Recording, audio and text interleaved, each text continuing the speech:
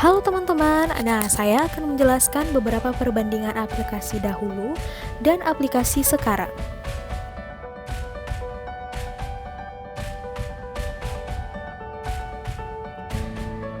Nah, yang pertama, Pet adalah sebuah aplikasi jejaring sosial yang memungkinkan penggunanya untuk berbagi gambar dan juga pesan.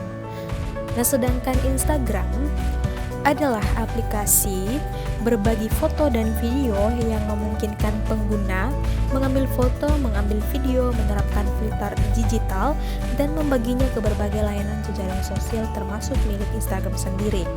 Kelebihan dari Pet yaitu memiliki banyak konten, memiliki beragam stiker khusus untuk mengobrol, dan 2 fitur profil picture dan cover picture.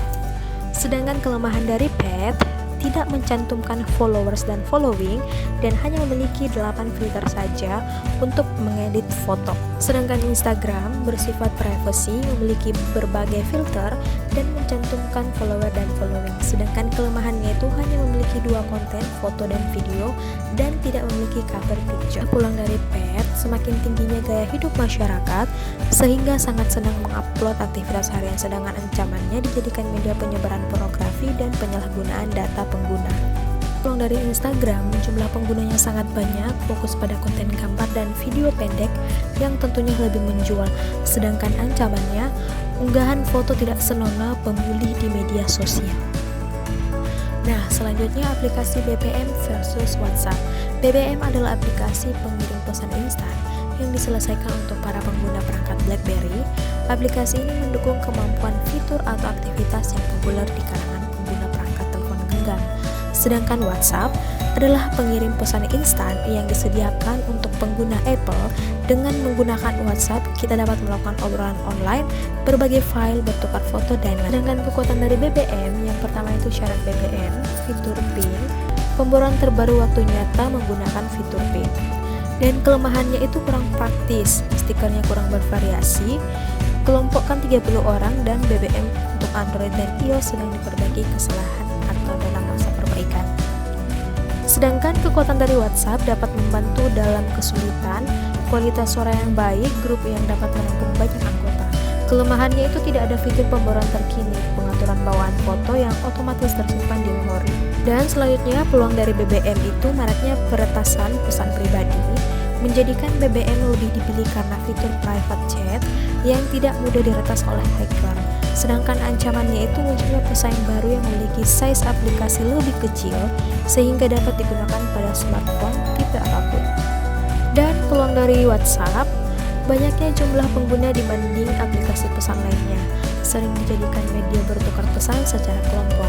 Sedangkan ancamannya dapat digunakan oleh orang tak bertanggung jawab sebagai media penipuan. Dan aplikasi berikutnya itu MySpace dan Facebook. MySpace menjadi situs jaringan sosial paling populer di Amerika Serikat.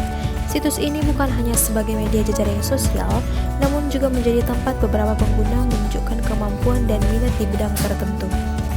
Sedangkan Facebook adalah jejaring sosial yang memudahkan penggunanya membuat profil data, bertukar pesan, sehingga terhubung dengan siapapun. Kekuatan dari MySpace memiliki situs profil musik, memiliki fitur blogging dan komentar pada hasil karya orang lain. Sedangkan kelemahannya, kurangnya fitur chatting, kontennya masih kurang dibanding jejaring sosial lain. Kekuatan dari Facebook, pengguna dapat mengatur identitas mereka, memiliki sejumlah fitur yang dapat berinteraksi dengan pengguna.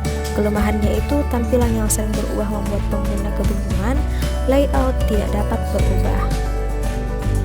Peluang dari MySpace, banyaknya musisi baru yang ingin memulai karyanya dapat menjadikan MySpace sebagai media pemasaran.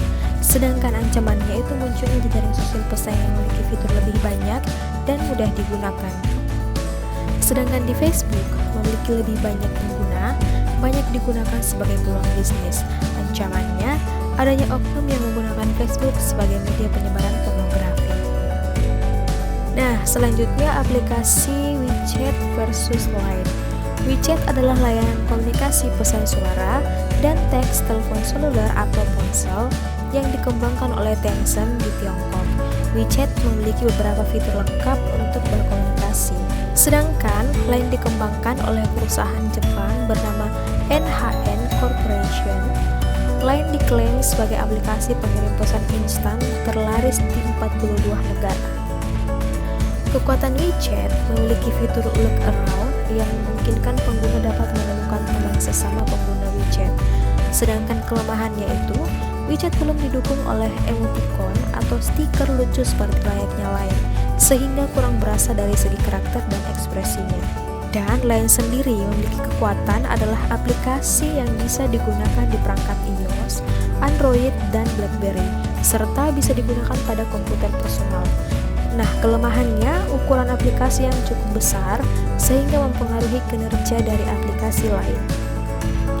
Nah, peluang dari WeChat, banyak pengguna yang menggunakan WeChat sebagai media pencari jodoh dengan menggunakan fitur Look Around.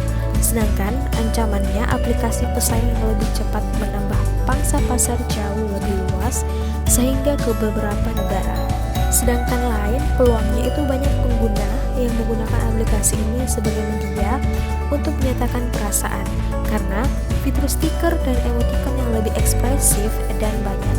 Sedangkan ancamannya itu munculnya aplikasi pesaing dengan ukuran lebih kecil sehingga menjangkau semua tipe smartphone.